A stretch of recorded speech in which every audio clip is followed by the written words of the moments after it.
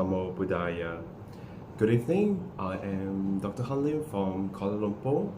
We commence our programs with the scenes captures from the Maga Puja ceremony held on February 24th in Bangkok, Thailand.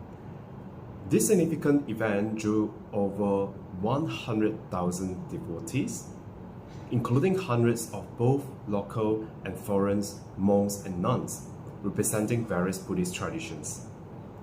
Additionally, there was a substantial presence of foreign Buddhist lay disciples representatives. Among the attendees were government ministers of the Thai government and several foreign diplomats. These inspiring and sacred events were presided over by the most venerable Luangpo Ditachivo Nayaka Mahathiro, the chief monks of the Dhammakaya.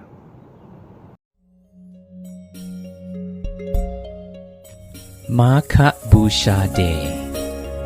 Maka Busha Day is an important day for inner peace and true happiness for humankind. Meritorious activities are organized annually at Wat Prat Dhammakaya from dawn to dusk as a way to reflect on the Buddha's precious teachings on abstaining from misdeeds, performing only wholesome deeds, and purifying the mind.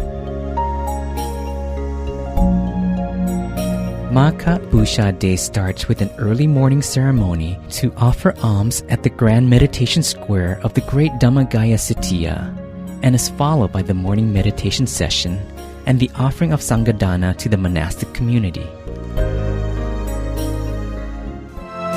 The afternoon session includes the presentation of the Royal Trophy and Awards to the winners of the Path of Progress Ethics Quiz Contest, one of UNESCO's cultural programs for peace established since 2002.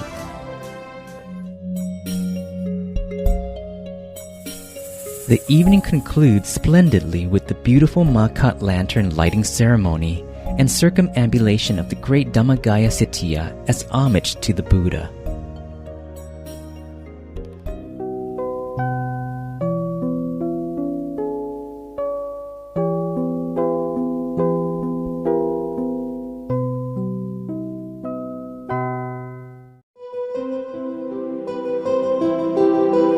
The importance of Maka Busha Day.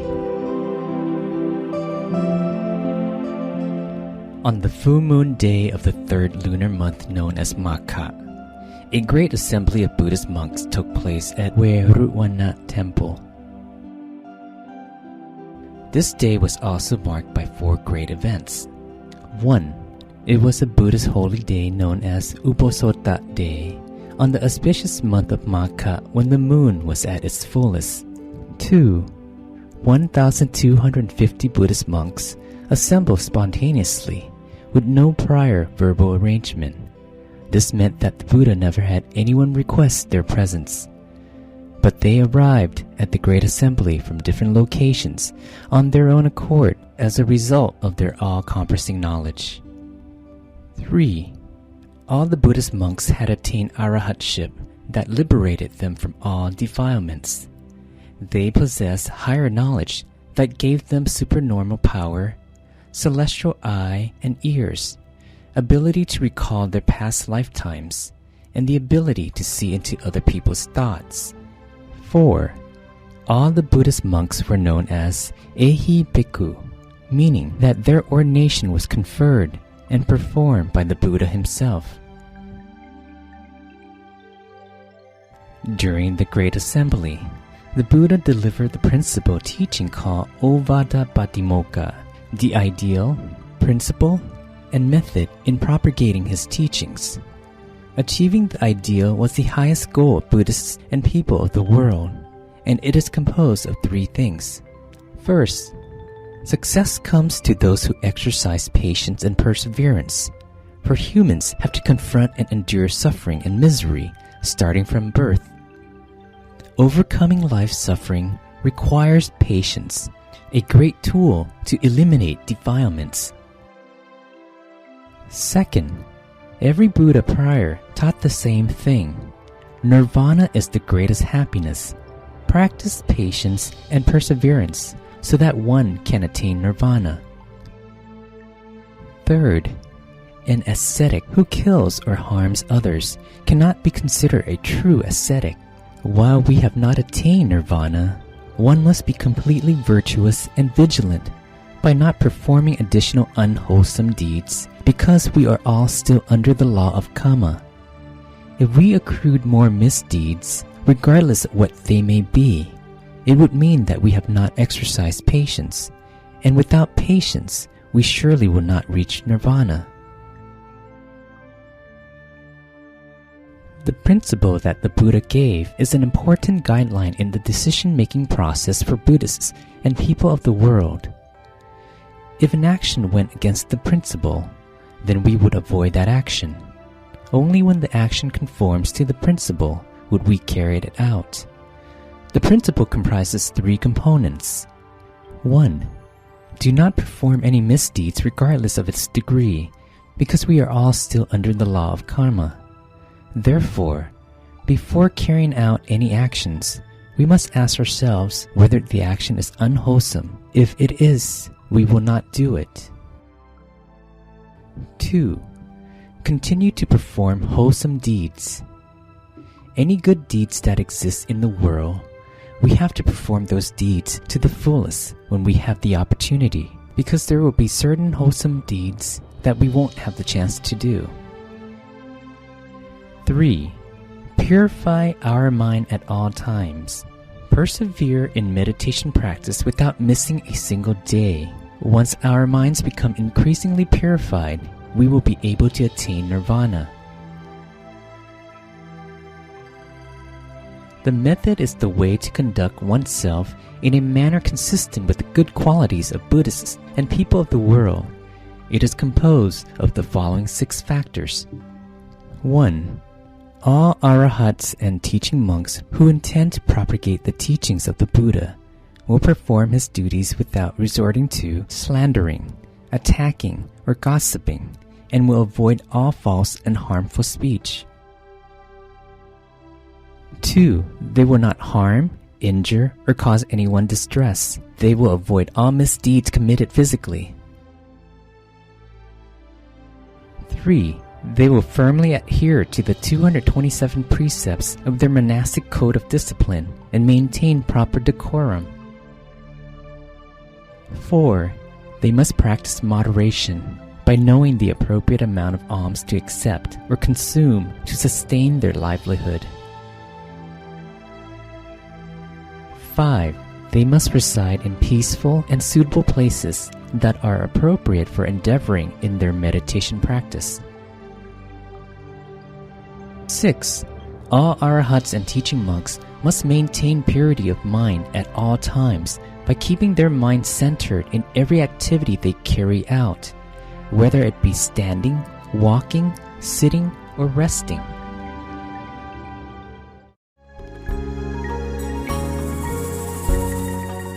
Now that everyone has learned about the meaning and the important principles behind Magha Busha Day, we encourage you to invite all your loved ones to come participate in the lighting of Magha lanterns at the Grand Meditation Square of the Mahadhammagaya Sitiya as homage to the Buddha.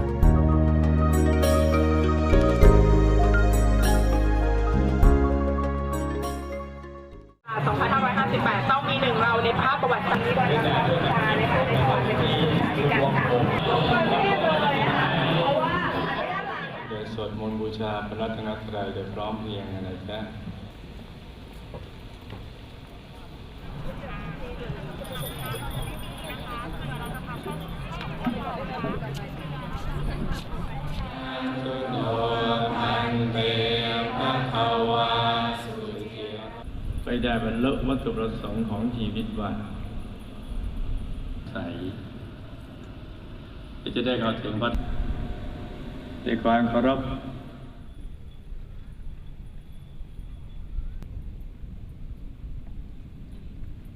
ทุกขตะปันนาการะภูเตทุกขตะปันนาการะภูเต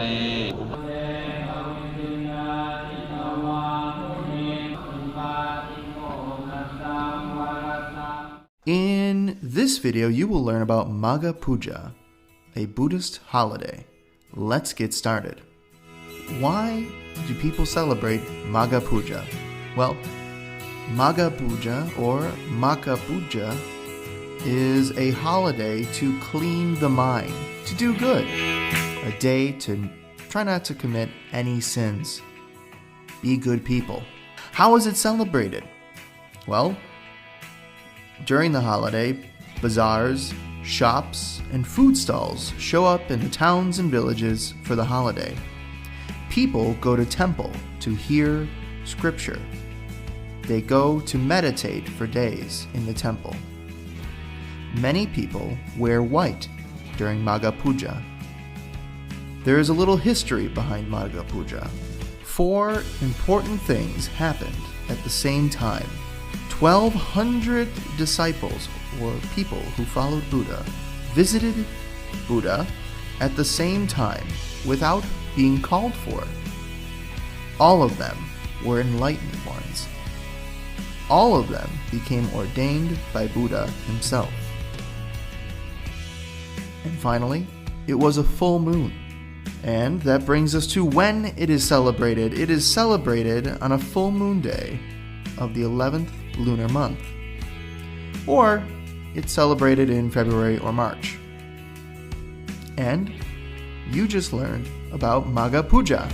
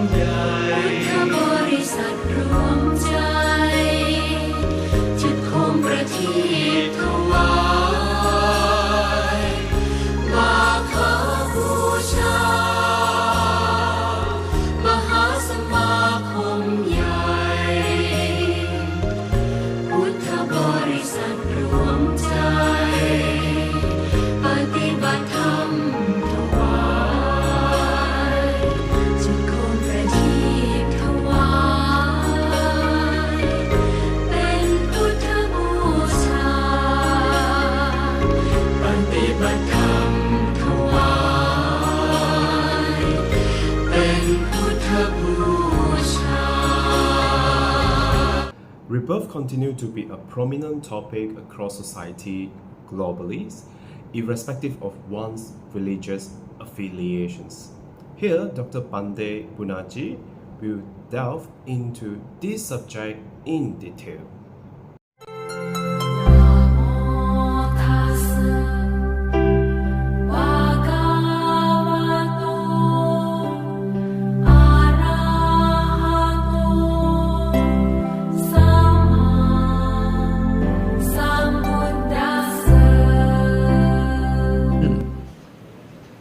I'll speak a few words about the topic that we are going to discuss. This topic is karma and rebirth. Karma and rebirth is a topic which is often believed to be an essential dogma of Buddhism. There are some who think that if you don't believe in karma and rebirth, you are not a Buddhist.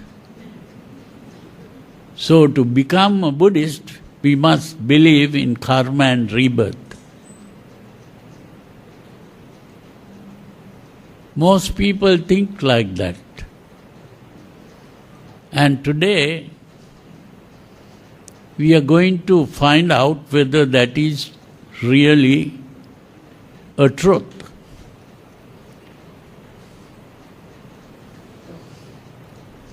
Now, in other religions like, say, Christianity or Judaism or Islam, if you don't believe that this world was created by a God, then you are not a Christian or Jew or even a Muslim. So in a similar way, some people think that if you don't believe in karma and rebirth, you are not a Buddhist. So they think that karma and rebirth is necessary.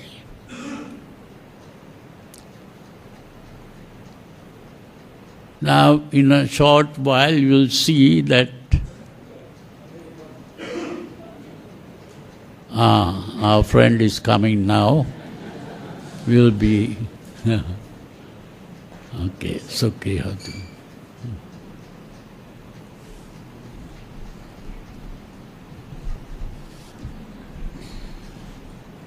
So sorry, it's not me, it's Kuala Lumpur's horrible traffic jam.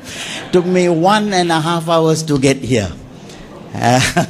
But apologies. But to begin with, I didn't think to see such a large crowd who was interested in death. Okay, Bante, do we begin? Is somebody going to start? All that is done. Oh, all right. Thank you very much for the introduction. Bante, what I would like to say is that I have 2 minutes to settle and start this terribly difficult topic. But I want to thank Buddhist Mahavihara and Sasana for giving me this tremendous honor, first of all, to be next to the Master. And that itself is an honor, but more to remember our late chief who made all this possible. Okay, the topic that we are going to discuss today is reincarnation Buddhist? Is there such a thing as reincarnation and everything that's connected with that? And Venerable has written this, I think, excellent book, which I hope you have all read. All right. So I'd like to start off by referring to this book, and then maybe we could ask questions. I would love it if the questions came direct from you, but I have already got about 30 questions just in case. Yeah. I'm very close to rebirth, so I've got lots of questions. All right. But to begin, I would like to start off by reading from a sutra that Venerable had included at the back of this book. And if I can find it, it goes something like this. Sabbasava Sutra in the Majjhima Nikaya. This is Reverend who has written this. He's put it at the back, but I think it'll be a lovely way to start off. So let me read it slowly. The uninstructed slowly, we shouldn't use that word slowly tonight. The uninstructed normal person, unskilled in the Dhamma things. Did I exist in the past? Did I not exist in the past? What was I in the past? How was I in the past? Having been what? To what did I change in the past? Will I exist in the future? Will I not exist in the future? What will I be in the future? How will I be in the future? Having been what? To what will I change in the future? He is also doubtful about the present and thinks, I am existing now. Am I not existing now? What am I? How am I? From where has this existence come? Where will this existence go? To one who thinks in these ways, one of 6 views arise. I have a self. I have no self. By self, I am aware of self. By self, I am aware of not self. By not self, I am aware of self. It is this self that speaks, that feels. It is this self that speaks, that feels and knows, that experiences now here, now there, the fruition of deeds that are good or that are bad. It is this self that is permanent, stable, eternal, not subject to change, that will stand firm unto the eternal. Now, if that's not enough to frighten you, I don't know what will. But having said that, because I think even though it's not put so clearly in your own minds, this is the concerns that we are all faced with. Do we have a self? Do we not have a self? Do we have a past, a present, and a future? So with that, maybe, Bhante, we could start off by asking you the first question.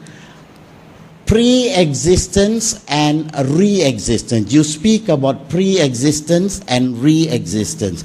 Could you explain that to us first? And in the meantime, maybe address this problem of what goes from pre-existence to re-existence. Bhante, please. Yes. When we talk about existence, I have a term for this. I call it existential thinking. Existential thinking because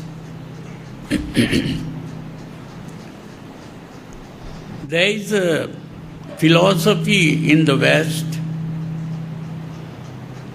which is called existentialism.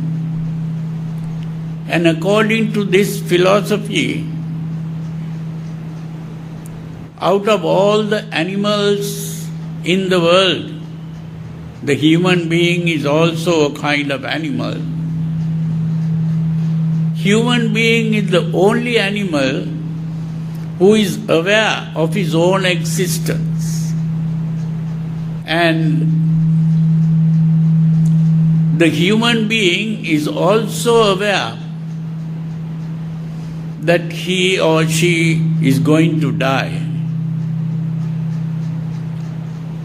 And that is the basic problem that human beings are faced with, because everyone likes to celebrate birthdays and they are happy about being born. But when they think about death, they begin to cry and lament. And that is the suffering that the Buddha also saw when he was Prince Siddhartha, when he saw an old person, a sick person, and a dead person. He saw this reality of life, that life is simply to be born, and every person who is born is going to die. And no one wants to die. They like to be born, but they don't want to die. They don't want to grow old, they don't want to fall sick. So this is the idea of existence, that we all think we are existing. And that is what here the Buddha is trying to point out in what is called the Sabbasava Sutra. There the Buddha speaks about this. And but these existential philosophers, the important thing is that they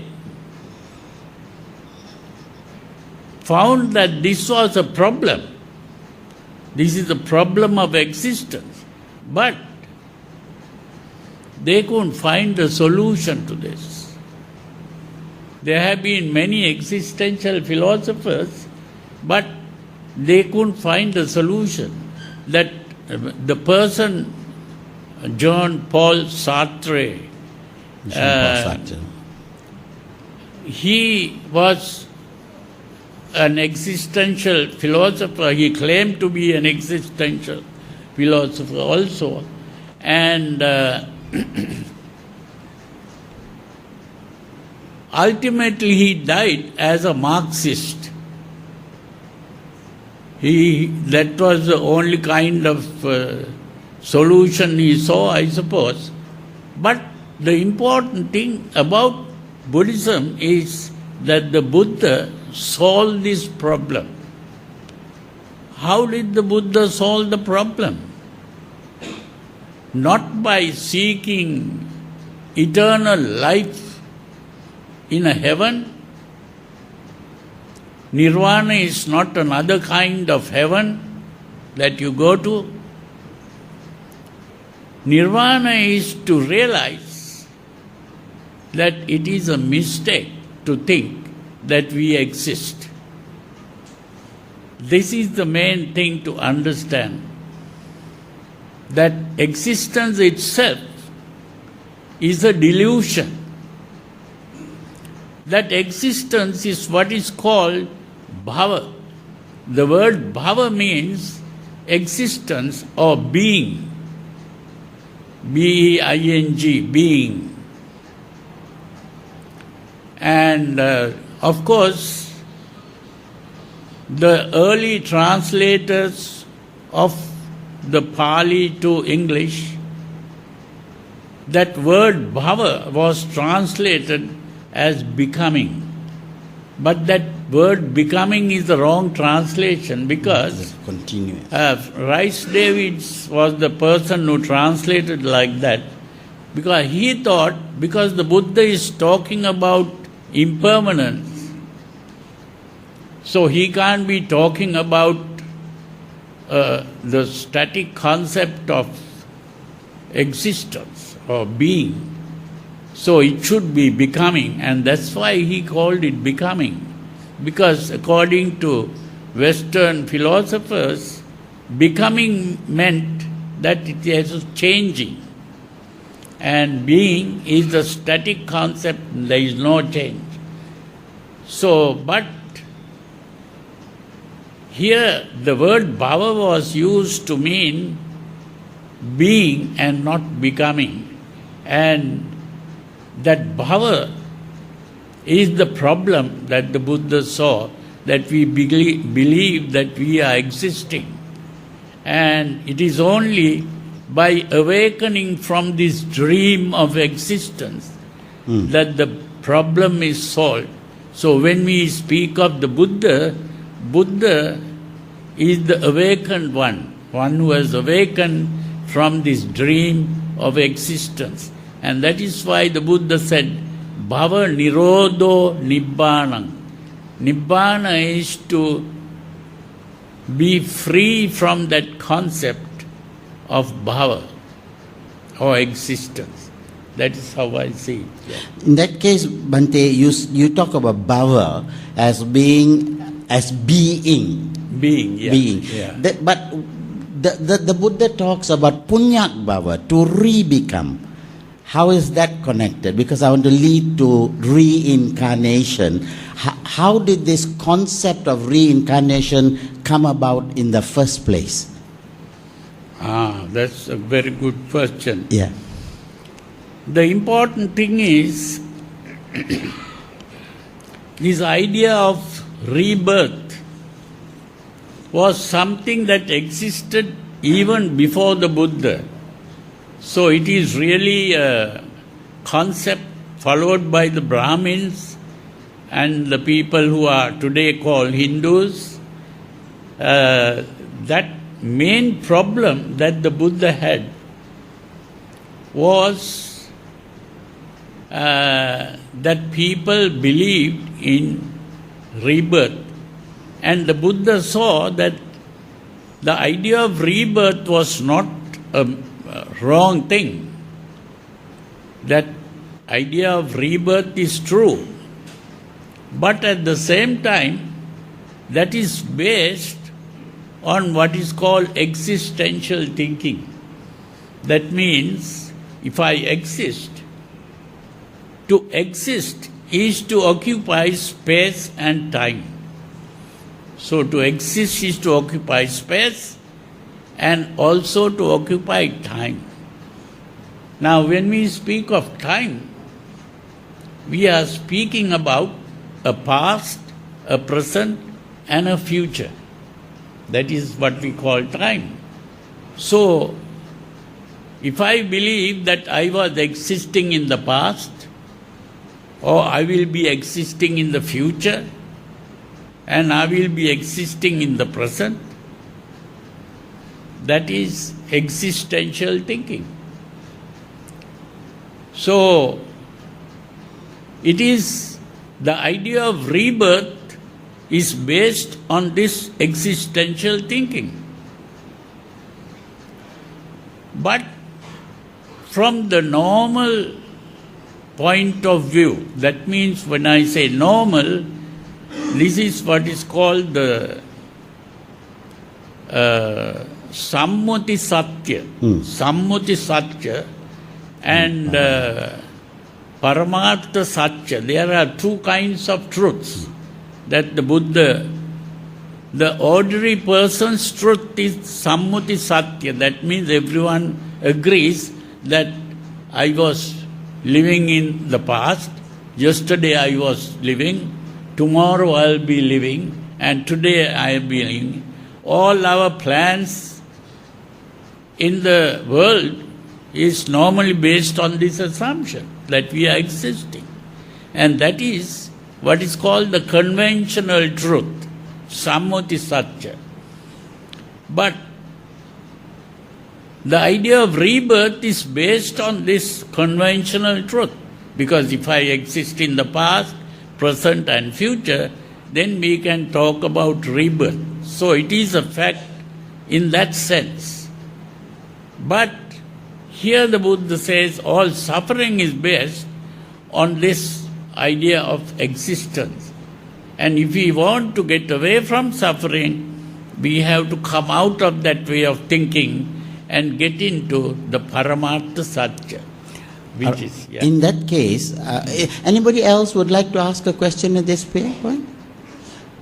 Okay, but Bhante, as you say, if you say that we only exist in our thinking and not in reality, and then you use the two words time and place, okay, if that is all, then as some of the philosophers during the Buddha's time said, there is no such thing as karma. I mean, I can do bad or I can do good. And both of these are not real.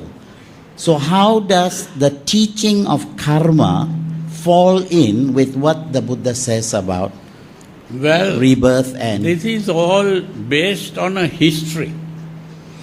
Now that means I have been trying to find out the reason for this. And I had to study the history of Buddhism to find out this. Now, if we study the history of Buddhism, we will find that the real original teaching of the Buddha was there only for 100 years. Can you repeat that? Huh? Can you repeat that? The original teaching of the Buddha was only there for 100 years. Yeah. This is very important to understand because you see, immediately after the Buddha attained parinirvana or passed away or whatever we call it, they had what is called the first Council. convention. Yeah. Huh? Then at that time there was the Sutra and the Vinaya that they were talking about. And then after about 100 years, there was the second convention. And at that time, after the 100 years, what was this second convention about? There were a lot of monks at that time who became monks as Buddhist monks simply because they were getting a lot of benefits, because the teachings of the Buddha became popular and people used to give gifts to the Mahasangha. So they became monks not because they wanted to practice the Dhamma, but because they want to get food and all the requisites without any problems. So the people, most of the monks who were newcomers to the Sangha like that, they wanted to break some of the rules and they wanted to make the rules easy. And they said they want to break the rules, which is to modify the rules. And the senior monks, who were really, some of them were disciples of Venerable Ananda, who was with the Buddha, who was an Arahant at that time. But some of these were even Arahants, but some were very serious people who practiced the Dhamma. They said, no, we can't break the rules. We can't modify the rules. We must maintain the rules. Then these monks said, okay, in that case, we'll have a vote. We must vote. And then they said, okay, then we'll vote. And ultimately they voted. Who won the vote? Majority. The people who wanted to break the rules won the vote because they were majority. So the Theras who didn't want to break the rules said, okay, then you continue that. We are going to separate. So the Theras became the Theravadins and the others became the Mahasangika. So the Mahasangikas began to break the rules, but there was a problem. Even if they broke the rules, the laymen are the people who are giving all the gifts. So when the laymen start giving the gifts, they will think, oh, these are the people who wanted to break the rules. Why should we give gifts to these people? So there was a wise monk among these people who were intelligent enough to find a good answer. So they said, we'll talk to the layman. And this, his name was Mahanama. So he said, okay, we'll explain why we want to break the rules.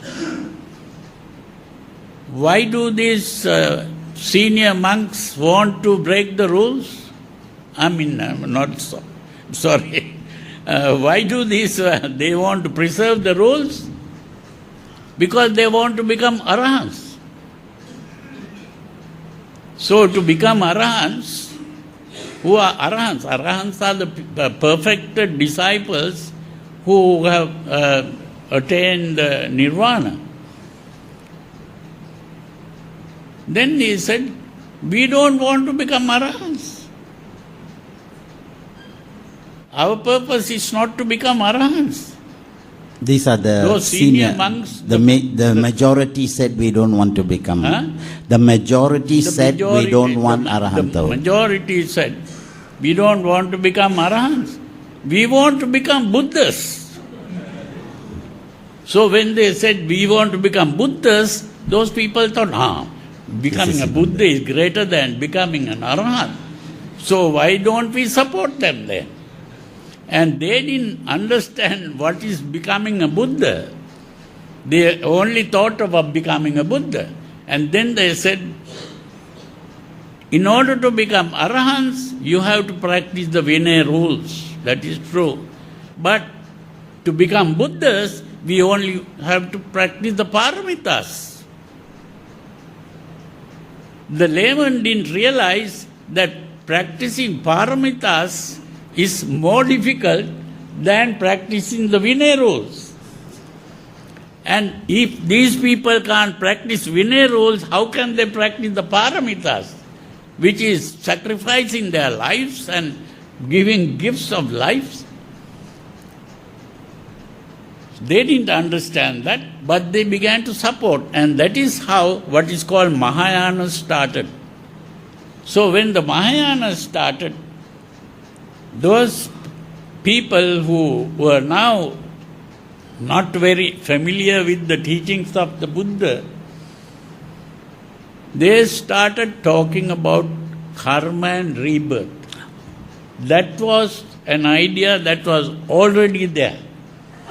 That is how the idea of karma and rebirth got into this whole thing. So are you saying that this karma and rebirth is alien to Buddhist teaching? No, I am not saying that it is alien, because even during the time of the Buddha, there are even sutras where some people who believed in rebirth came to the Buddha and asked, tell us how to live a good life in the future, and how to be happy in the future, and how to be happy in the present. So the Buddha explained, if you do good deeds in the present, you will be born in a good situation in the future. So in other words, he based his whole teaching in that way, but for those who are not progressing to a higher level, they are only the layman.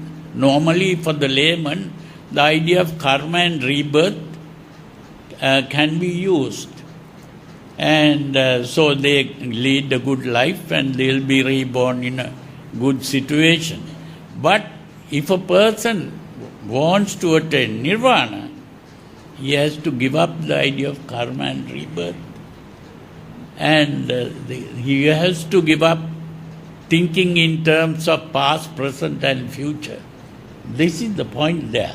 So all of this is conventional teaching. Yeah, conventional. So you have to go beyond that. And there is this very interesting verse that very often the monks, when they preach, they mention.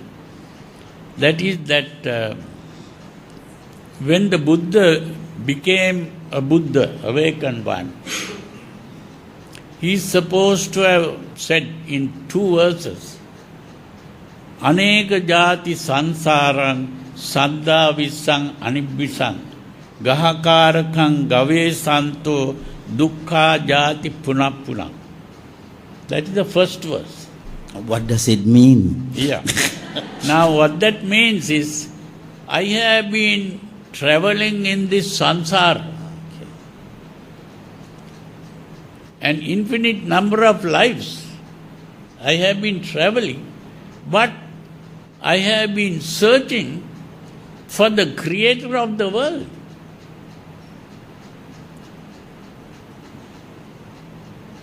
That is Gahakaraka. Of course, he uses the word Gahakaraka as a builder of a house. He is not talking about a builder of the house. He is talking about the creator of the world. And then he says, I never met this creator of the world. I have been going through many lives, but I never met this creator of the world. He has even been born as Maha-Brahma in the Brahma world many times. Even the Buddha himself was born as Maha-Brahma many times. But the important thing is, he knows, even the Maha-Brahma, although the Hindus believed in the Maha-Brahma, he says that is true. There is a person called Maha-Brahma in the Brahma world. And even the Buddha has been Maha-Brahma many times. And but he never saw the creator of the world. He is not the creator of the world. And then, in the second verse, he says, Gahakaraka dittosi. I have seen you, Creator. In the second verse, he says, Puna gehang nakahasi. You will not create anymore. Sabbete pasuka bagga gahakutang visankitang. I have destroyed all your supports, and I have broken down that whole structure. My mind has stopped creating. So the creator is the mind, not the Mahabrahma. The creator is his own mind. That is the point that he was trying to bring. The creator was his own mind. Visankara gatan chittan. My emotional part is the tanha. Tanhayam khaya manjagati. That emotional part is the tanha, which is today translated as craving. I think the real translation should be emotion. And so, it is the emotion that is doing this creation. And so he has got rid of the emotion completely. And that is how he says. So the important thing here is that the first verse was talking about the Buddha before he became a Buddha. His experience before he became a Buddha. And the second verse, he is talking about his experience after he became a Buddha. That is the important thing here. Okay. Bhante, we have been very transcendental. We've gone very high. Can we go back to conventional? Yeah. And please, in this book again, you make a distinction between three things: resurrection, reincarnation, and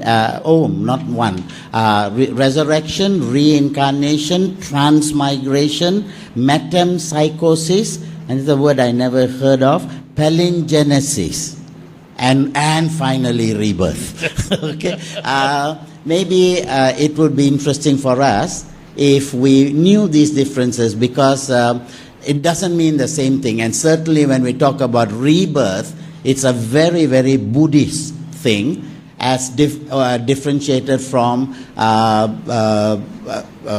rebirth and reincarnation. That's one. And then, of course, the Christian concept of resurrection, which is very limited. So can you please sort of explain to us what do all these different words mean? Well, when we talk about other religions, like, say, Christianity also has a concept of a life after death. And that is, they use the word, what is the word we use? Resurrection. Resurrection. Resurrection. The word resurrection. Resurrection is not the same thing as rebirth. Resurrection simply means a dead corpse regaining life. That is the meaning of resurrection.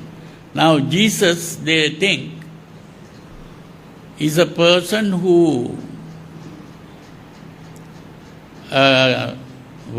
died, but after crucifixion he died, and then he came back to life again. That is the meaning of resurrection. And not only that, there is the second coming of Christ. And all the people who are dead and gone will ultimately come back to life again. Yeah, on the judgment day. The second coming of Christ. And then they'll be either bad people will be thrown into hell and the others will be taken to heaven. These are all resurrection. That means people who die, they come back to life. That is resurrection. So what is reincarnation? Reincarnation. Yeah. What's that? Yeah. Reincarnation really means, incarnation means that a soul enters a body. That is called incarnation. And then when a person dies, that soul separates from the body. That is called discarnation. Discarnation. And so, when Buddhists talk about rebirth, they think, it must be that discarnate soul will come back to another body. So they call it reincarnation. So that word reincarnation means a soul getting into another body again. That is why they use the word reincarnation, which is not the same thing as and rebirth. That's the Hindu concept. The Hindu concept is another one. These are the Christians who think like that. But the Hindus, they talk about what is called transmigration. Transmigration is not the same thing as reincarnation. Transmigration means they believe that there is a thing called a soul, and that soul, when you die, it will come out and go into another body. Takes another body. Takes another body. So that is the transmigration. What about metempsychosis? That metempsychosis, those are simply other words used for the same thing, transmigration. Yeah. And so it's palingenesis. Yeah. Okay. And a rebirth. rebirth, of course, is very, very different from all of these. Yeah. Can you please explain the concept that which dies is not that which is reborn? Yeah. Nacha so, Yeah. nacha no. Yeah. Can you Yeah. please explain that? Yeah, Please do very- put up your hands if you have any other pressing questions. Not like question like what time we're going to stop. That's a different question. But please do. I would love to have this as a two-way thing. Okay, please. No, let Bante answer this question about nacha so, nacha no, and then we will ask you. Okay, yeah. There's a question coming up afterwards. The important thing is that during the time of the Buddha, people didn't know much about the world. Now today, those who study science, physics, chemistry, biology and things like that, they know things like electricity, magnetism, electromagnetic waves and all kinds of things. Those days, during the time of the Buddha, people didn't know about these things. So the Buddha is not able to explain how things happen.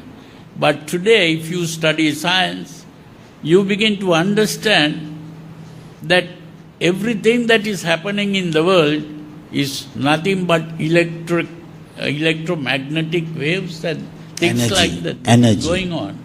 Huh? Energy. Energy.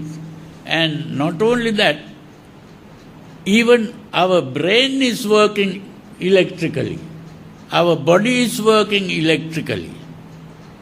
So, it is very clear that today they have even instruments to detect the mind waves that come out. So, the point here is that every emotion that we are having is an electrical impulse, and it can be detected by instruments. So when we have a certain emotion at the moment of death, that will be produced outside as a wave. And so that emotional excitement is carried in the form of a kind of electromagnetic wave which can be received like radio or even television transmission. Now, when we talk about television, we see a picture and that same picture will appear in another television somewhere else. How is that? Did the picture travel in the air like that? No. What traveled was simply there was no real traveling. Even in a wave, there is no real traveling. So, in this electromagnetic wave carries the thing, and then another place, that same picture comes up. Then why does it have to take form? If at the moment of death I have an electrical impulse, okay, then that impulse moves on, but why does it have to take a rebirth? Why doesn't it just stay as energy? No. The energy will go, but if there is another television, only we must have a television set to receive that. So this such television set is father and mother, is it? Huh? This television set is father and mother. Is it because at the moment of death... You are talking about the father and mother problem. I'll tell you what that I'm talking about television. is. No, the important thing is this. Most people, they don't know what is really happening. The sperm and ovum uniting, that is not the moment the rebirth takes place. That is very important to understand that. The sperm and ovum uniting produces a thing called a zygote. That zygote gradually develops into what is called the fetus, and it gradually produces the body. And when the body is produced, then a nervous system comes up. And with the coming of the nervous system, a brain comes up. It's only at that point. Only at that point, Right. the TV is ready to receive. So nothing to do with father and mother. No. Okay, all right. That's how it happens. Oh, thank you. Yeah. I think the Muslims have a similar idea and similar. They talk about ensoulment, that the soul only comes after 3 months. So before the Muslims say, before 3 months the abortion is okay. But ensoulment only takes place 3 months. But we say it's only when the brain begins to function. That is really about 6 months. 6 months. The brain is ready only about 6 months. So abortion is okay before that? Huh? Is abortion okay before that? Before 6 Yeah, months? that is what the real abortion. There is you see, there are words that people use, whether it is abortion or whether it is killing a baby. Now that is now people are, they are now doing research on this, and they find that the real baby is after about 6 months. 6 months, that's very yeah. late, right? I thought that's not much earlier. Yeah. Okay, thank you. Sister, would you like to use the mic? I think everybody would like to hear the question. Yes, that mic.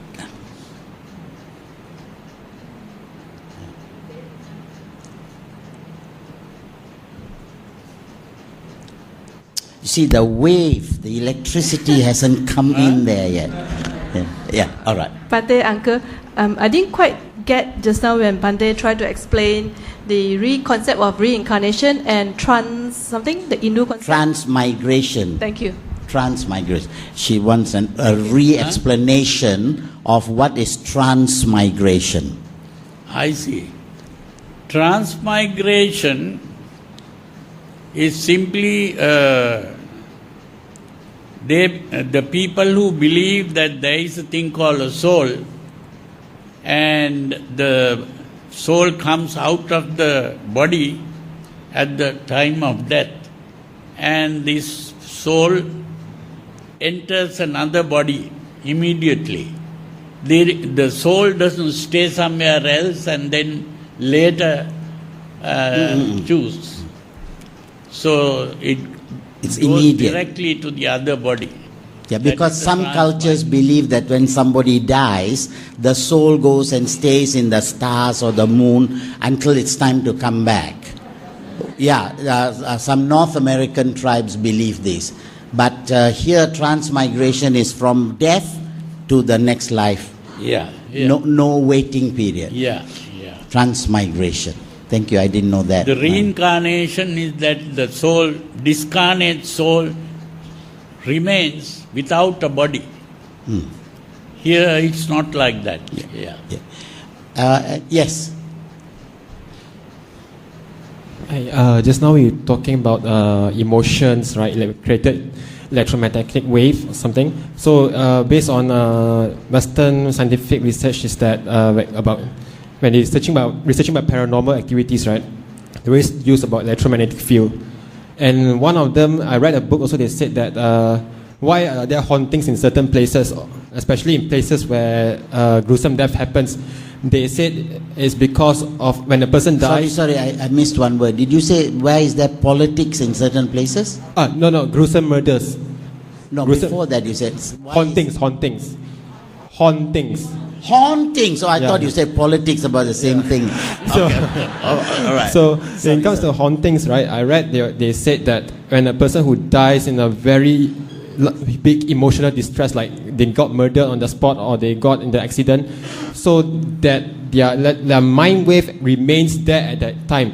So when people walk past by there, they feel something uneasy, and then that creates illusions, and that they call it as a ghost. But in the Buddha's view or the Buddhism view, what do you can say about ghosts? Is it correlated with the scientific research in the Lovely question, Bante. Did you get the question? Question was... I didn't hear it properly. Yeah. The question is, you talked about emotions and you talked about electricity moving on. Yeah. Now, in the case of a very gruesome, very tragic death, there was so much of negative emotions at that it remains in that place. And people can sense that. All right? And that's what they call ghosts.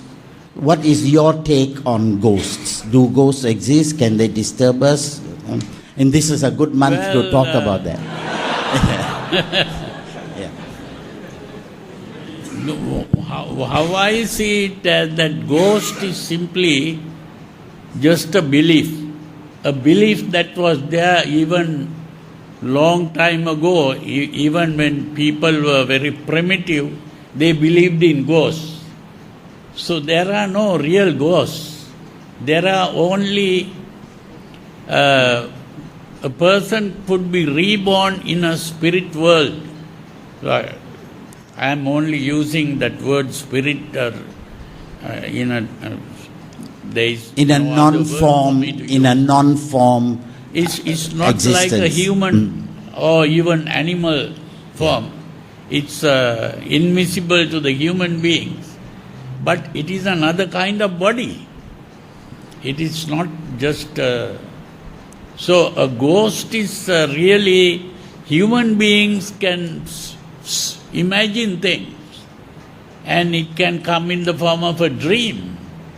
Or it can come in the form of some hallucination. So these are the ghosts. But these beings that are born in that state, can't we call them ghosts? Who? The beings that you said that we can either take human form or animal form or non-visible form. Yeah. If they don't have a word, they can use the word ghost, but people can have different meanings. Kita pakai hantu cukup lah. Yeah. Thank you. There you are. Yes, sir. Bante, I would like to ask about beings that are reborn in higher realms.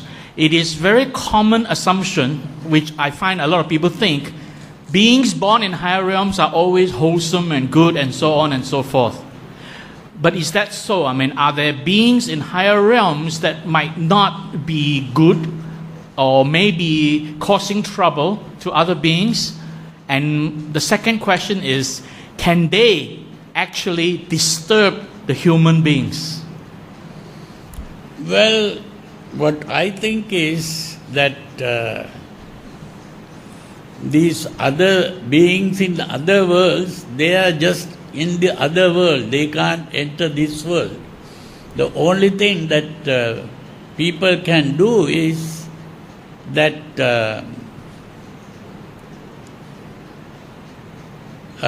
they can communicate with human beings in certain ways.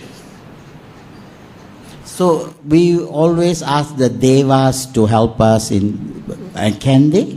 Those are based on primitive beliefs that people think there are these supernatural beings who can help, you can pray to them or... Then what about Devo Vassatu Kalena Sassa Sampati Hetucha? That means may the devas cause rain to fall and all that. It's waste of time. No. That kind of thing is mainly those primitive beliefs. There is no real thing there. Yeah, but the earlier question is also very interesting. I think you are referring to asuras, that beings born in other states need not necessarily be wholesome. That they can be asuras, ne? There can be bad worlds or the bad spirit worlds These are the pretas, what are called the pretas.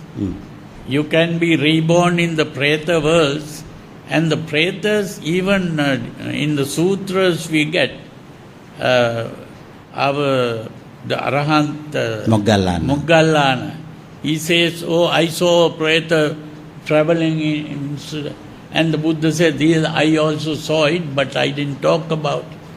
So like that, there are things like that. But the normal human beings can't see these things. Normal human beings can't see. Is that anybody here has seen a ghost? No, okay. Shall we go on to the next question? Bante and Uncle Vijay, you're talking about this. What about those unseen beings? Let's say you say the petas. The petas. What if you can feel the presence? Why you can feel them? In the vicinities. How do you manage them, or how do you handle them? Right? What should you do with them? Yeah. Should you just leave them alone, or should you wish them well, peaceful and happy, or should you shoo them away? The question was, I think it's connected with this, that while you said that this is all in our imagination, there are a lot of people who still say, we can sense them. And in the case that we do sense them, how do we relate to them?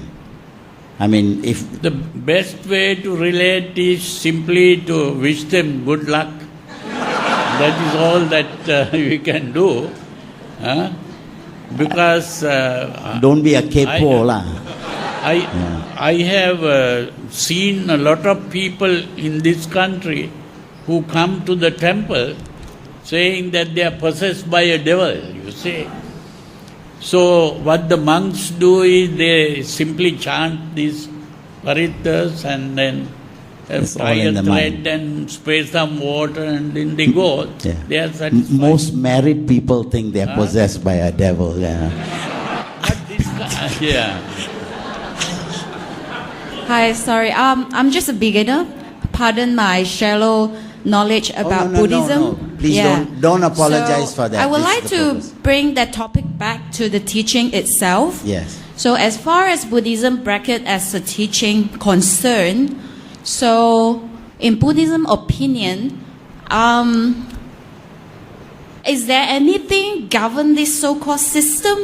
I mean, all these transmigration, rebirth, or whatever terms you call it, I mean, is there anything governing this system? I mean, who decide this? Or, I mean, as we are practicing this teaching now, I mean, what are we hoping for? I mean, can we do something so that we are hoping some kind of outcome? Or, I mean, who decide that? Or, I mean, like you say, we want to do good things because we are hoping. It's a very basic logic, right? I mean, we want to do something good so that we are hoping for some good outcome. So, is there anything governing this system? That's your question. Yeah. What controls all of this? Or is it just by random? Or Is there an intelligent design to this universe? I mean, who is we governing use that this? term, intelligent divine. That means, is there a creator God who controls all of this, or is it just random and accidental? So may I just continue? So not too long. No, because I'm questioning this because as a teaching, so I want to know because. Let's say if someone is governing this system, so we have to please this system, so we are doing things that it will come to a desired outcome, right? If it is just by random, like we don't have to do anything, right? I mean, so you know what I mean? So that's my question. Thank you. Well, what I think is from ancient times, from primitive times, people have been trying to understand the world that they are living in. And they have began to, they imagine all kinds of things and people begin to talk about gods who are controlling the world, to whom you can pray and get help. Or there are bad beings also, who are also having supernatural powers like the ghosts and people like that. and they will be doing bad things. These are only beliefs. But the important thing is, as a human being, there are two problems. Every human being born in this world has two problems. One problem is what is called the insecurity of life. The insecurity is simply that every person who is born has to die. And that death is not only for old people, even young children can die. Huh? Yes. And we cannot predict the time of death. So we can die at any moment. So that is the basic fear that people have. And it is this insecurity of life that started this thing called religion. That religion means the people in every culture or community, they have found a method of thinking of an invisible being who is having all powers. No one has seen this God or the devil or anyone. They only have images. They have statues or pictures or things like that. Sometimes they even started believing in trees and worshipping trees and mountains and things like that. So this is simply the insecurity of life that wants some kind of supernatural being to help. That is one problem. The other problem is that all human beings are carried away by emotions. We have desires, we have angers, we have fears, we have worries. These are the emotions. And not only just having the emotions, we are carried away by the emotions. Now, say a mother will produce a child and the child will be depending on the mother for everything. But when the child gets angry, might even try to kill the mother. Even dangerous things like that can happen. So that means we need something to control these emotions. So this controlling the emotions and controlling our behavior is another very important thing. Both these things are there in every religion. Every religion, there is a code of ethics or morality, and you have a list of rules to be obeyed, and the other is a God to pray to and get help. So these are the two essential things in every religion. But with this comes all the stories about gods and how the world was created. These are different things. But ultimately, they don't exist. Yeah, so when you become an arahant, these automatically fall apart. Yeah. Did you get the answer to that question, lady? The Bhante answered that with two. He said, one is we need a security blanket. We are so insecure, not only about death, but about uncertainty of life. So we need something outside to provide us with that. So we created it. In itself, it doesn't exist. The second one he says is our moral behavior needs something to control that. So religion plays that role. But when you become perfect yourself like a Buddha, then these things become irrelevant. Okay? So many questions. If I understand it correctly, having the thought that we exist, existential thinking, is not the right view. Do we need existential thinking to actually learn or eventually understand that we do not exist? That's my first question. Second question is, you mentioned earlier that Theravadian and Mahayana, they believe in slightly different things. And if we were to bring Nibbana and karma and rebirth together, there is, as I understand, a conflict. We can't actually put them together because one is, I guess, properties of one teaching and the other is another one. So when I read Buddha teaching, I go online, I read books. Often karma, rebirth, and nibbana, they are in the same paragraph. But what I understood from the what Bhante has mentioned, that it may not be true. Please correct me if I'm wrong. So these two questions. Yeah. Thank you. Let's take the second question first. He says that whenever we read about Buddhism, karma, rebirth, and the third one? Nibbana. These three are sort of always in the same paragraph. That means they're all always central to Buddhist teaching. But you seem to imply that this is not so. Is that correct? Yeah. That means these things are not necessary for us to be Buddhists. No, the important thing is that karma and rebirth can be helpful for some people, but there are these two things that I just mentioned. One is the need to gain control over our emotions. That is one need. And the other is to get rid of this feeling of insecurity. Those are the two things.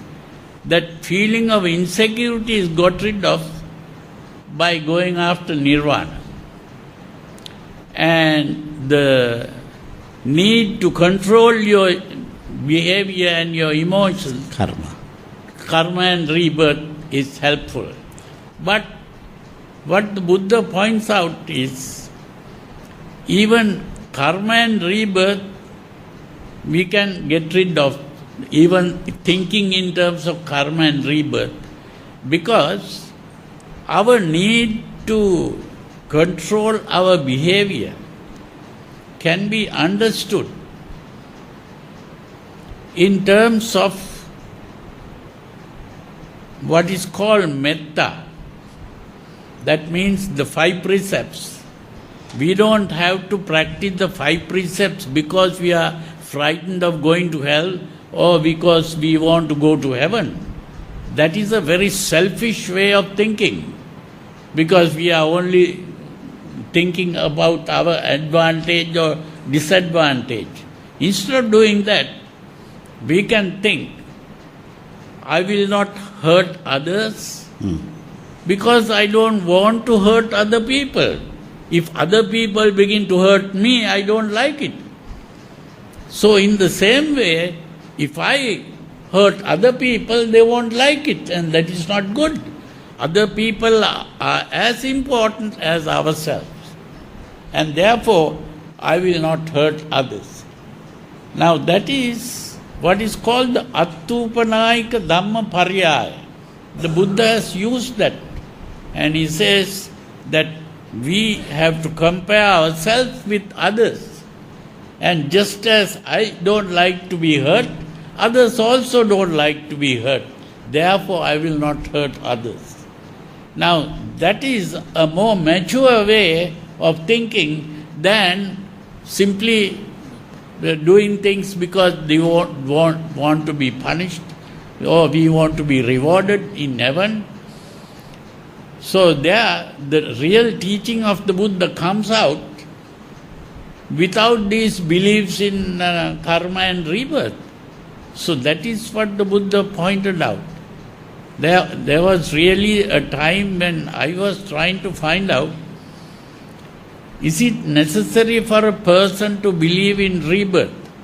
And not only that, what is the method that the Buddha used to get people to believe in rebirth? Everywhere I read in the sutras, there was no time when the Buddha was attempting to get the other person to believe in rebirth. Because the sutras, the Buddha always say, if there is a person who doesn't believe in rebirth, he doesn't try to convince him. The only thing he does is, it doesn't matter whether you believe in rebirth or not. What is important is to compare yourself with others. Now even in the Kalama Sutra, that is what he is talking about. So that if you really live according to the Dhamma, that means to practice the 5 precepts and also practice the other things, the benefit is here and now. It's not really, you don't have to think of the future life. Maybe what the way Bhante was explaining is, we are on this side of the river. On this side of the river, we need all these skillful means. Yeah, but once we have crossed the river, we don't need that raft to take us across. So what Bhante is talking about is on the other side, when you are on your own, then you don't need all these terms. But for now, you need the terms, just to help you to get across. But they are not central, essential to the holy life. Okay? This was so complicated, I forgot the first question. But we will give, we need to exist. We need a thinker to think. Is that the question? Do we need a thinker to think? Existentialism. No, this is another kind of question where we have to get into a different way of thinking. The important thing is, we have to understand that we have no thing called a mind. We only have a thing called a body. And what we call the mind, the Buddha used 3 words to refer to what is called the mind. Chitta, Mano and Vijnana. These are the 3 things. And if we examine what these 3 things are, these are 3 activities of the body. There are 3 activities of the body that we refer to as mind. One is Vijnana.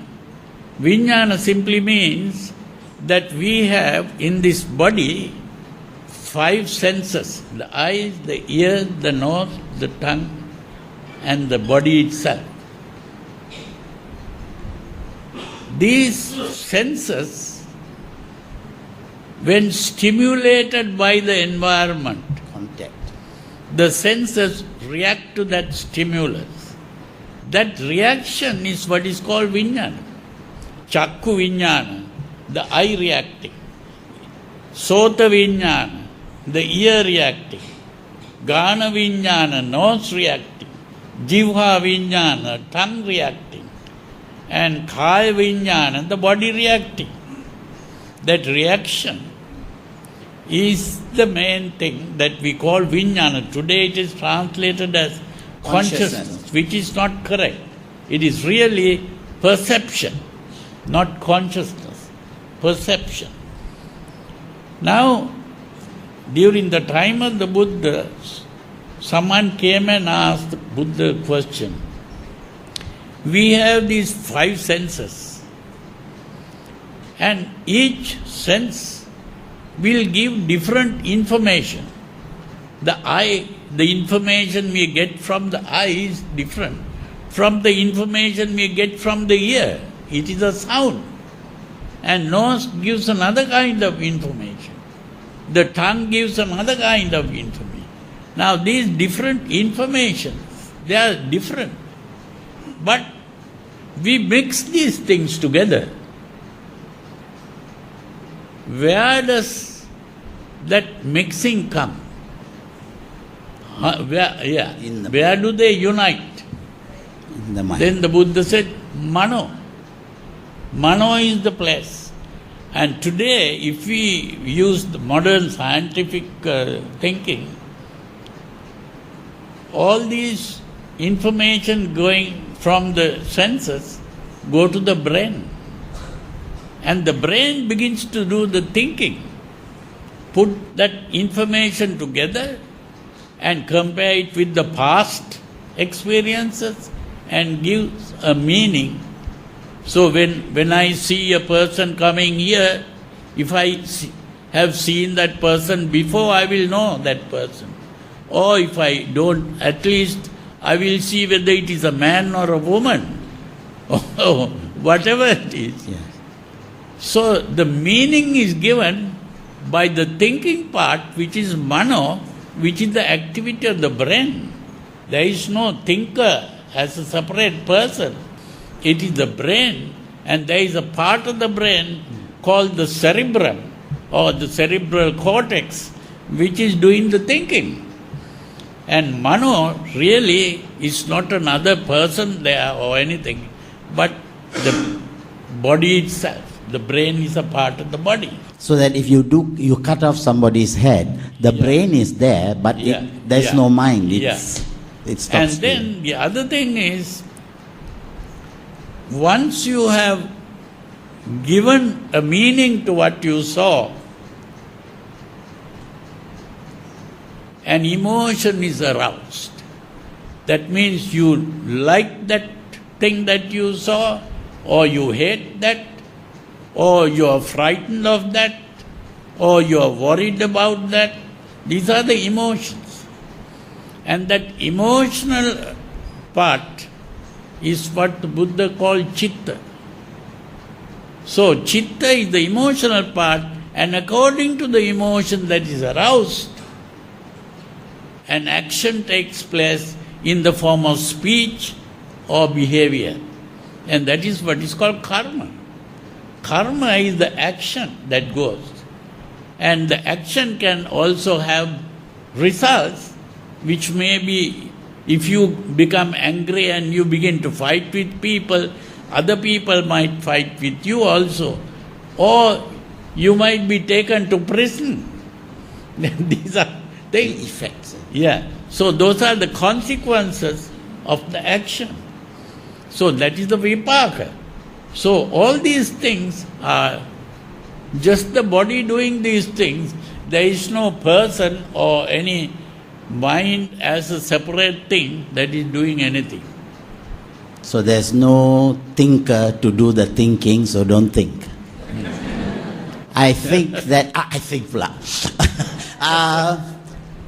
the time, my eye senses tell me that we have come to 9:35, and my recognition tells me that it's time to stop. And I think it's a good time to say thank you. One more question, boss says. One more question. One. Which one? My goodness. Yeah. Lot of Which questions. one? Okay. He's already come to the. All right. We as a Buddhists, right now in front, we are actually reciting, chanting Buddha right in front of the statue, this kind of thing, right? To other religion, we are actually looking at a devil worship. What is the significance of a Buddha statue when you chant and do prayer and that kind of thing? That's my question. Very basic question. You should come for a talk on Buddhist rituals. But Bhante, the question was, what is the significance of images and chanting and rituals generally? Is that the question? What's the point of it all? No, that is a very important part of the practice of Buddhism, because that is what is called the devotional part. Now, devotion really means the human mind. Now they have modern writers on the minds. They are talking about what is called cybernetics. There is a word now here also, this cybernetics is being used. Yes. And that is comparing the mind to the computer. The computer is a goal-seeking machine. The human mind is also supposed to be goal-seeking. And every time we want to say, you want to get up from this seat, you are having a goal. The goal is to get up. And maybe you have the goal to go home. So always we are seeking a goal. Yeah. So the most important thing is to choose the right kind of goal instead of choosing the wrong kind of goal. If we begin to choose the wrong kind of goal, we get into trouble. If we try to reach the right kind of goal, that is going to be good for us. So this is why the most important thing in the practice of the teachings of the Buddha is to reach the proper goal. And that goal in life is represented by the statue of the Buddha. Buddha means it's not just the statue, whether it is clay or iron or gold or even diamond, that is not the important thing there. Yeah. It is the mind of the Buddha. So we are worshipping the mind of the Buddha. Worshipping means to recognize the worth, appreciate what the Buddha achieved. That means the more we worship the Buddha, we are appreciating the goal reached by the Buddha, and therefore we also begin to reach that goal. That is the important meaning. He who sees the Dhamma sees me. So you are not looking at a statue. You are looking at the entire Dhamma, the Sila, the Samadhi and the Panya. Yeah?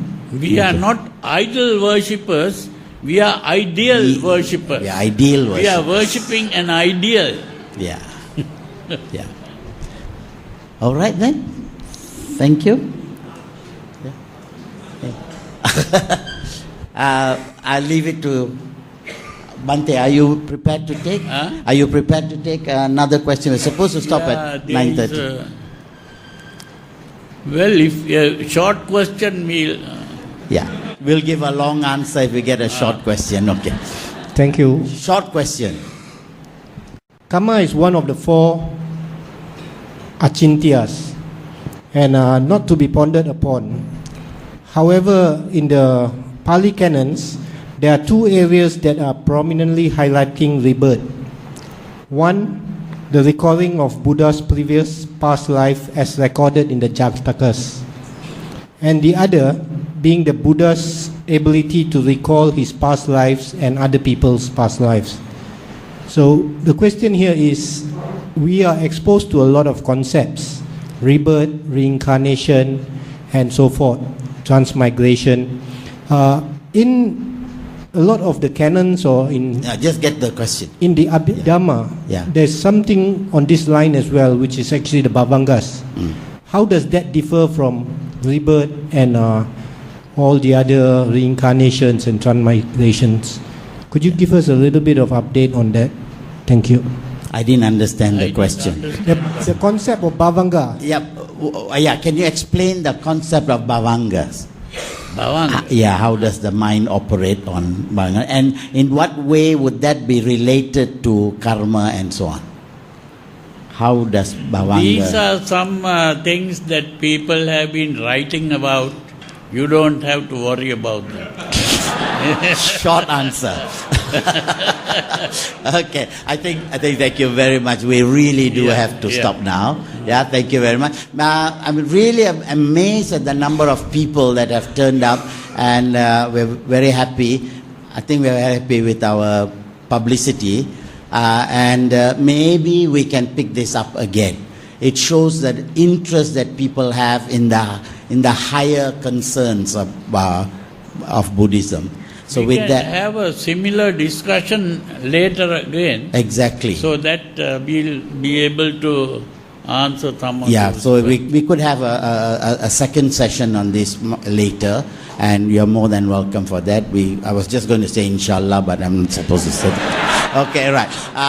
But we will. Okay, right. So thank you very much. Shall I hand it back to the MC. We have already provided a brief introduction to Jataka stories. They are the recollection stories of a very few previous existences of the Buddha, who was then known as Bodhisattva. Bodhisattvas means one who is striving hard to serve all beings selflessly. These stories are excellent sources of motivations that lead us to be on the right path towards success. Please encourage your children and adults as well to read these stories and watch these programs that will surely guide them the right directions of the success. Now, here is the Champeya Jataka story.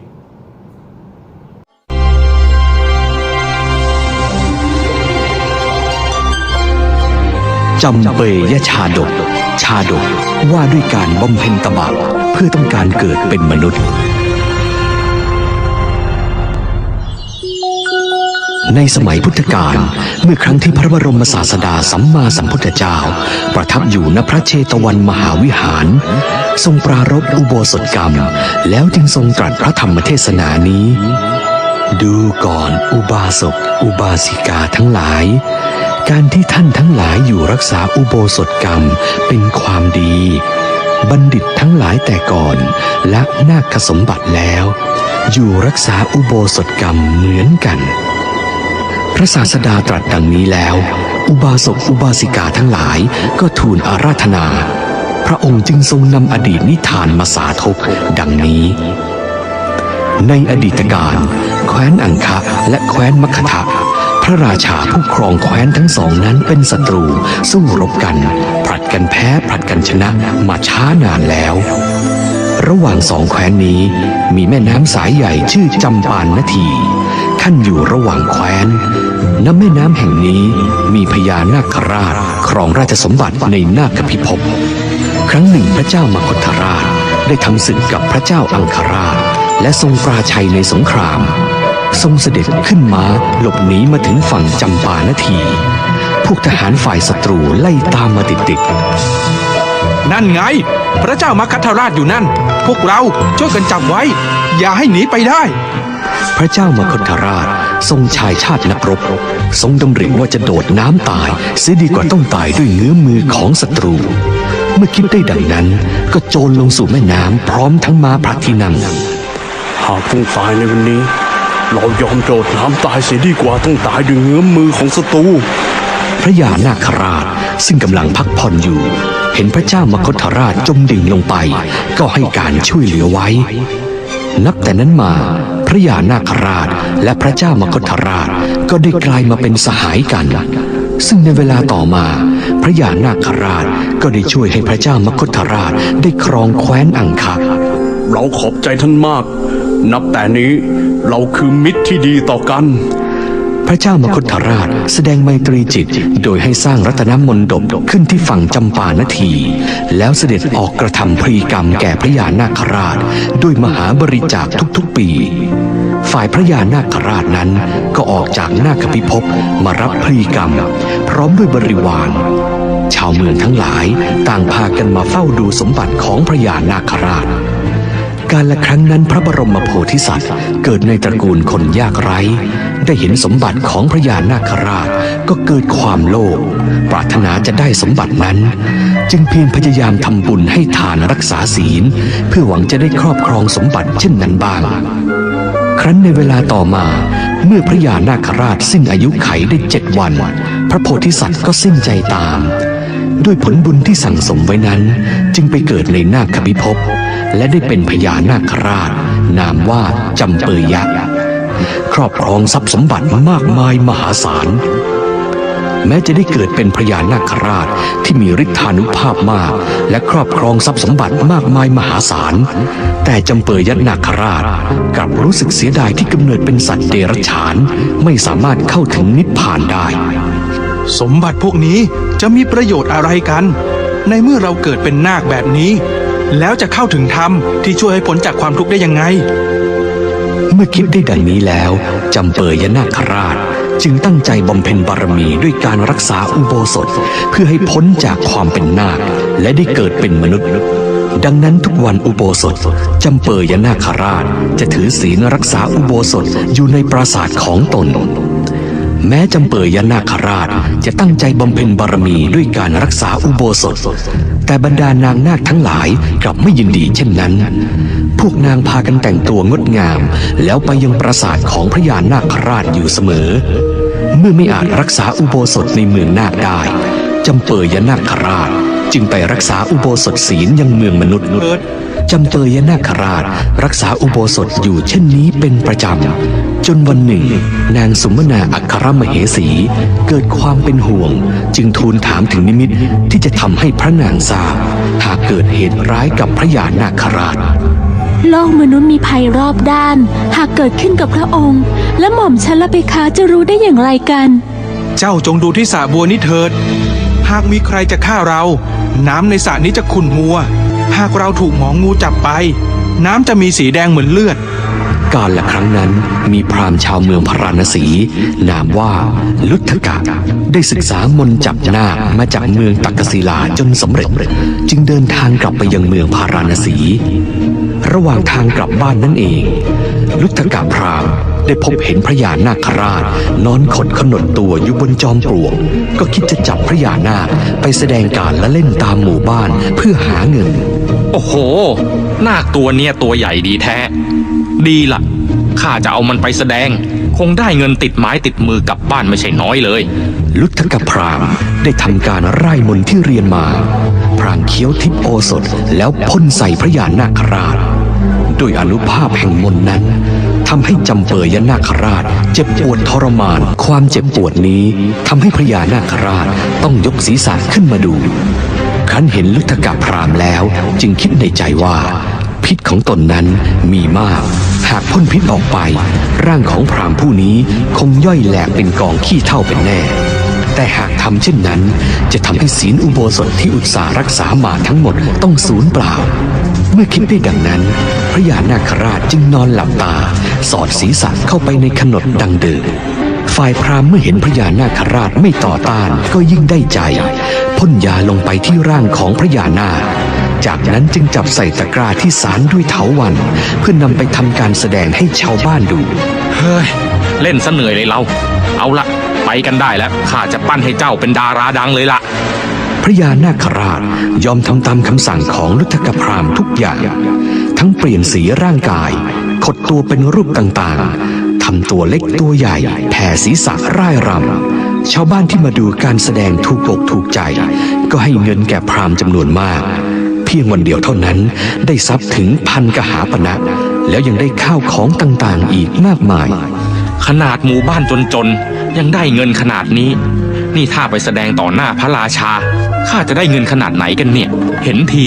ข้าคงยังปล่อยเจ้าไม่ได้แล้วนะระหว่างทางลุทธกพราหมณ์ได้ฆ่ากบเพื่อเป็นอาหารแก่พระยานาคราชแต่นาคราชนั้นไม่ยอมกินพราหมณ์จึงได้เปลี่ยนเป็นข้าวตอกเคล้าน้ำผึ้งแต่นาคราชนั้นก็ไม่ยอมกินอีกด้วยคิดว่าหากกินอาหารเหล่านี้แล้วก็คงต้องมีชีวิตอยู่ในตะกร้านี้ต่อไปแน่ๆเมื่อเดินทางมาถึงกรุงพาราณสีลุทธกพราหมณ์ก็ได้จัดการแสดงขึ้นที่ประตูเมืองได้เงินจากชาวบ้านที่มาดูเป็นจำนวนมากแม้พระราชาก็ตรัสสั่งให้เข้าเฝ้าเพื่อทำการแสดงต่อหน้าพระพักตร์ดังใหญ่แล้วนะเจ้าเนี่ยพรุ่งนี้จะได้แสดงต่อหน้าพระราชาแล้ววันต่อมาลุทธกพราหมณ์ได้ทำการแสดงที่หน้าพระลานหลวงเหล่าเสนาอำมาตย์และชาวเมืองทั้งหลายต่างมาเฝ้าดูการแสดงด้วยความดีใจฝ่ายนางสุมนาเทวีครั้นไม่เห็นพญานาคราชกลับมายังเมืองนาคก็นึกเป็นห่วง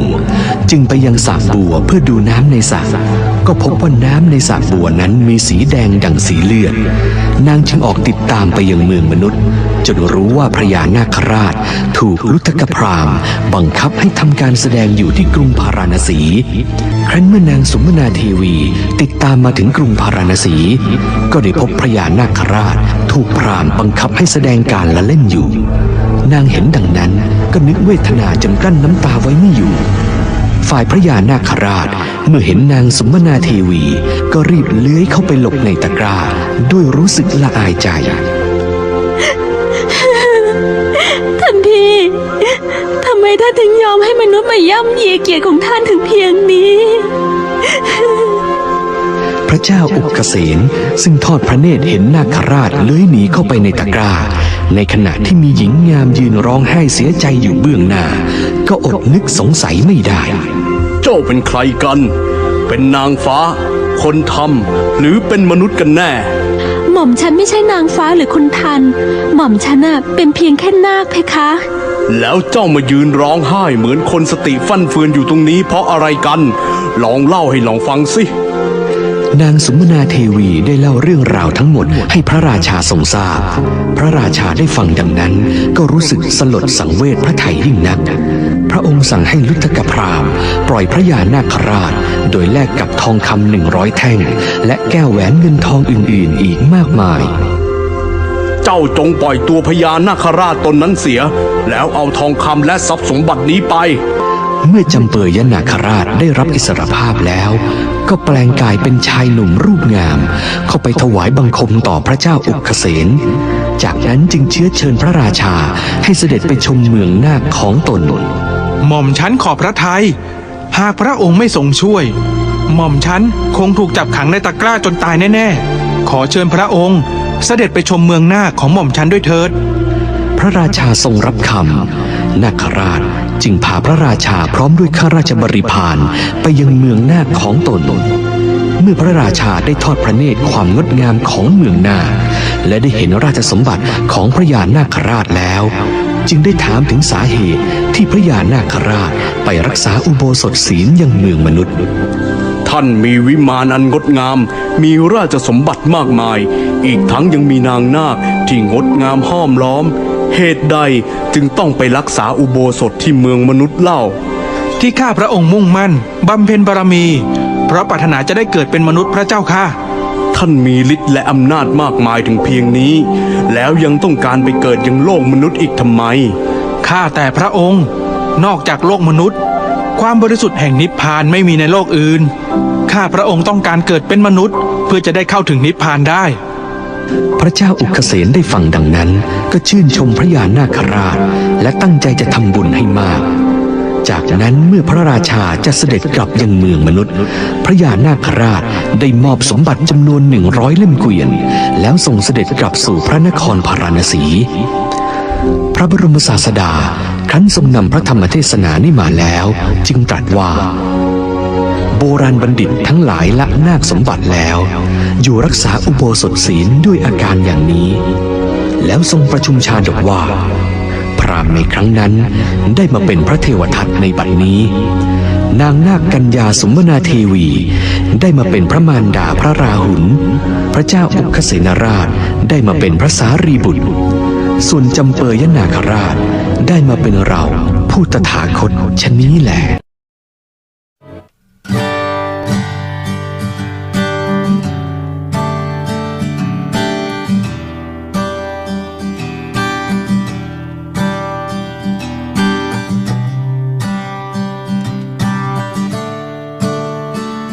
Well, that's all for tonight.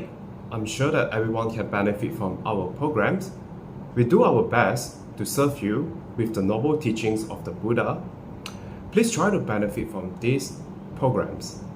If you have any questions, please contact us at info@buddhadharmatv.com. Good night. See you tomorrow. Namo Buddhaya.